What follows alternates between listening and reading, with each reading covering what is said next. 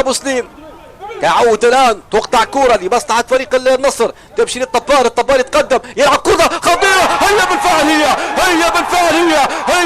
هي اول اهداف الفحامة يجيبها محمد الطبال في الدقيقة 36، يحرز اول اهداف فريق النصر. يتمكن فريق النصر مشاهدينا الكرام متابعينا عبر قناة ليبيا الرياضية من هالشباك فريق الاهلي. اذا تتغير النتيجة يفعلها الطبال ويجيب اول اهداف فريق النصر واول اهداف هذا اللاعب محمد الطبال في ديربي العاصية، في ديربي بنغازي. شوف الكرة كيف لعبها محمد تروني، كيف قطعها اللاعب محمد طبال، يلعب الكرة يتقدم بالكرة، والله استغل الهفوة الدفاعية لمحمد التروني، يتقدم بالكرة ويسدد الكرة تعانق شباك فريق الاهلي، تعانق شباك فراس فكرون.